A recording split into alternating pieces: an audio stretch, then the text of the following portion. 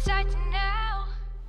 Hey guys, so if you are new to my channel, my name is Christine. I am a mom of two. I am 2 weeks postpartum, or a little over 2 weeks postpartum, and I wanted to hop on here and just share with you what all has been going on with how my body's recovering after having my second baby and all that fun stuff. We'll have a labor and delivery story coming out.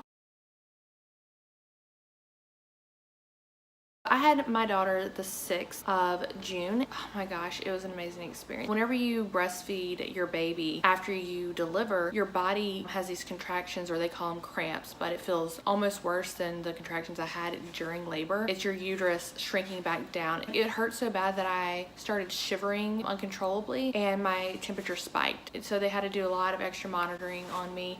And that happened 3 times in the hospital after I had given birth. That was not fun. Like literally I was holding onto the rail, shivering like crazy. Nothing would calm me down until after the medicine brought my temperature back down. Yes, I am breastfeeding. It's gone so much better this last time. Let me know if you want to know all my tips and tricks to breastfeeding. Let me know in the comments below and I will film a video like that. I definitely feel like I have it down. Being a second-time mom, knock on wood, have been going so well, and she's growing fabulously. So this is not just going to be about me, it's also going to be about my daughter. She was 8.15 pounds when she was born. We brought her in, I think she was like 6 days old when we brought her to her first pediatrician appointment. She had lost well over 10 ounces. We were able to get her half an ounce over her birth weight. So that was really great at her 2-week appointment. It made me very happy. So we're definitely doing something right with the breastfeeding. The contractions, oh my gosh, it was so bad for like a few days after I got home, and I started having these horrible stomach pains a week after I'd had her. It was actually the day of her appointment that we went in. It was my first outing. I came back home, Garrett went back to work. I started feeling so sick, like so nauseous. I couldn't eat. My whole abdomen was aching, like not the middle, but like the top, right above my chest and right below my belly button. And then I started getting aches on either side. Started feeling so nauseous. I couldn't keep any food down. I just felt like crap. Garrett just happened to come home at lunchtime. He was like, oh my God, you look like death. Like, why didn't you call me and tell me? Trying to man up and just like, you know, I'm a mom of 2 now. I just need to suck it up and like move on. Like I don't have time to be sick, you know, type thing. He started getting really worried about me. He said my eyes looked sunken in. I was pale. My lips were like blue colored. I convinced him to let me take a nap while my oldest daughter was napping. I went and lay down with Elliot, my new daughter. I nursed her for a while, and I had him hold her and rock her while I slept. I slept for about 2.5 hours, and I woke up completely drenched with sweat. You could do like this and it would like sling. It was so gross. I started getting a little bit more worried. I tried to stand up and I couldn't really stand, and I almost like threw up. I started feeling so sick. Finally made it to the bathroom, and I told him, I was like, just let me lay in the bathtub. He kept trying to convince me to go to the ER, and I kept saying, no, it's nothing. I'm just tired, exhausted. I haven't really eaten. I haven't had much water. Like I kept making up all these excuses. I got in the bathtub and it just got worse. I think I stayed in there for maybe 2 hours. I got out of the bathtub and went laid in the bed again, and I felt literally like I was dying. Garrett had been online like researching, like, okay, she just had a baby a week ago, this is going on, what's going on. All my symptoms pointed to preeclampsia or diabetes. Like that's what he thought I had. He was very convinced. He was like, okay, preeclampsia gone untreated is fatal, get your ass in the car. He called his parents and told them to come down in case, you know, I had to be admitted or whatever. They could be here to take care of Parker. And of course, the time we decide to go, or I finally give up and decide to go, it was 5:30, which is peak traffic hour here in Baton Rouge, and it took usually 12 minutes it would take to get to the hospital. It took over 45 minutes. And thank God I brought a bag, like a Target bag, and yeah. I get there and I could not stand. Like the pain had gotten so bad, I thought I was gonna die in the car. And it sounds so dramatic, but I literally thought I was gonna die in the car and leave Garrett with 2 girls by himself. I started crying in the car, and so we get to the hospital and I couldn't stand. So Garrett had to go get a wheelchair and wheel me in there, and there was no trash can in sight. So if you have a weak stomach, go ahead and fast forward a minute. But I rolled in there with my Target grocery bag full of, yeah, I guess they thought it was my belongings because they never said anything. But last time I went to this hospital, 8 hours went by and I never got seen. Horrible experience. I went back because this is where I delivered. Since I was only 6 days postpartum, I really wanted to be in a hospital where they had my records. I get there and the ladies are trying to ask me questions. Garrett had to leave to go be in the car with the girls. I could barely talk to her. Like my eyes were closed pretty much the whole time. And I felt her wheel me over to the waiting area, and I was like, oh my God, they're literally gonna leave me in the waiting area in a wheelchair, holding a bag of vomit, hunched over, sweating and crying in pain. Great. great, and I'm alone. This is fabulous. They didn't. They ended up wheeling me straight back there, got me with the doctor, and they hooked me up to an IV. As soon as the IV started like going through, I started feeling better. The pain went from a 7 to a 5 pretty quick. So Elliot, my 6-day-old, was like starving. I told the nurses, like, if she has to have formula, give her formula. I do not care. I want to make sure she's okay first and foremost. But they said, no, you should be able to breastfeed. So Garrett brought the girls in. Parker had a meltdown, hated it, did not like it.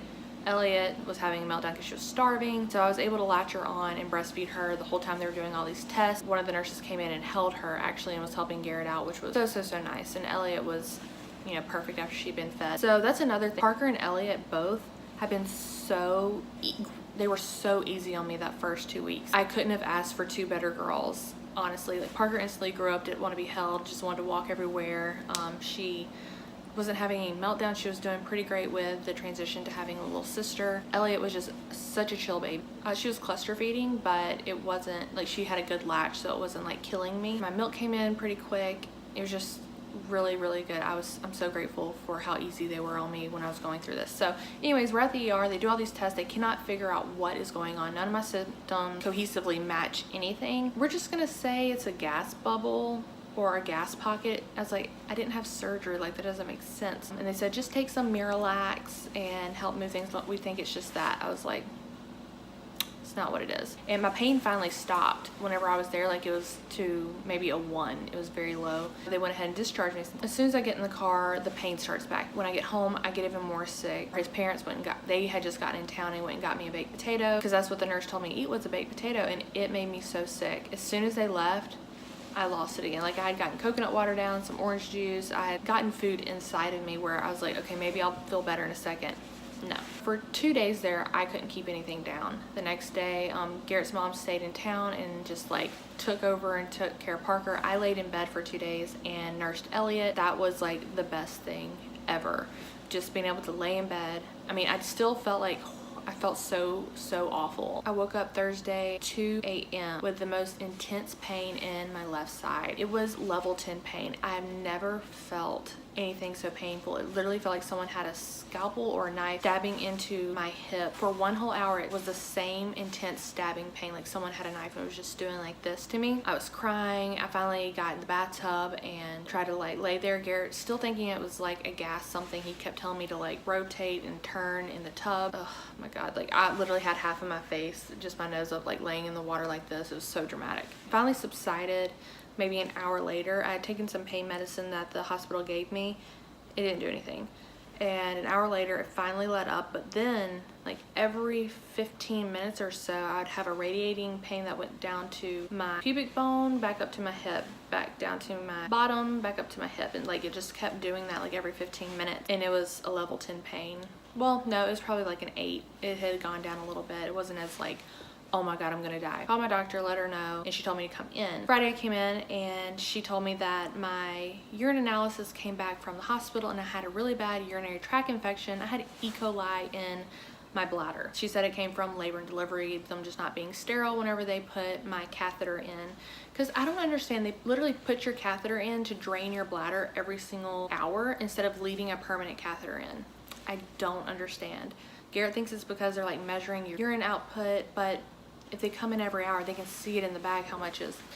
Anyway, so she's prescribed me some antibiotics, which I had to, since I'm breastfeeding, I had to take a specific one where you have to take it 3 times a day, specific times a day, and I just finished that up. It was a week's worth. I'm not sure if it's gone, but the pain is not there. And also the sharp pain that I was feeling, she said she's 99.9% sure it is a quite sizable kidney stone that I have going on. She said after I finished with taking care of the bladder infection, we're gonna move on and do a ultrasound to see if I have kidney stones, which that's still to come. I gotta call her and schedule that. So yay, that's what was going on.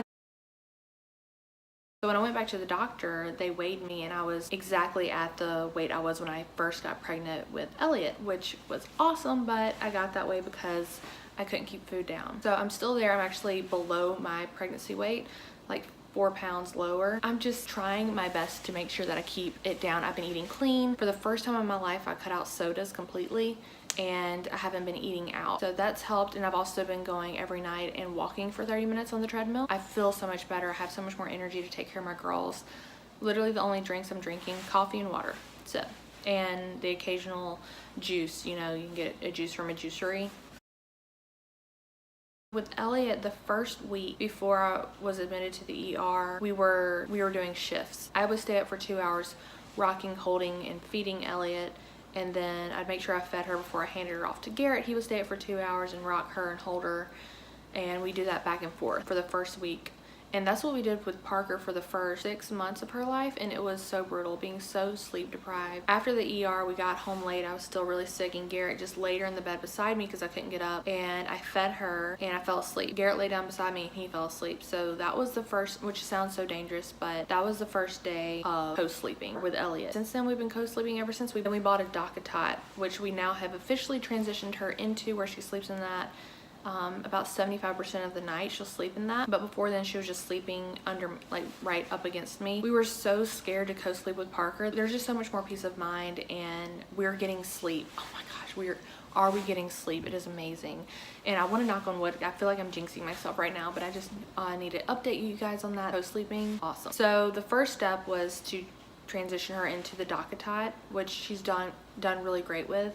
And then we actually have her on a schedule. We have our newborn on a schedule. What? And I can do a whole video on that too. Let me know if you want to see that. I also have the Halo Bassinet by the bed, so I'm gonna transition the DockATot into that and eventually take the DockATot away. That's my plan anyway, but we'll see how that goes. I'm just so happy how everything is right now. Now that I have a clear schedule for Parker, a clear schedule for Elliot, and Elliot's schedule has, like, I'm perfectly, like, zoomed in and matched up with Parker's and allowed me to get so much done. That is it that I have for my postpartum update. I hope you guys enjoyed this video, and if you are 2 weeks postpartum or pregnant right now and looking in the future, or if you're just plain curious, I did the same thing before I was pregnant, just curious and watch videos like this. I'm thinking of you. Being a mom is the best thing. It is so trying, and I've had you're gonna have fights with your spouse, you're going to have meltdowns, but it's so worth it. Those beautiful little faces, just love the crap out of them. That's what I'm about to do. I'm gonna close this video and go love on my little girls, and I will see you guys next time. If you have any video requests, leave them down below. Boop. A little plug here I want to add. Follow me on Instagram if you want to see what we do daily. I do Instagram stories pretty regularly, and I show pictures of my little girls and my family, what we're up to over there. Caught me in an endless dream. I can hardly speak. I can't spell it out for you. My mind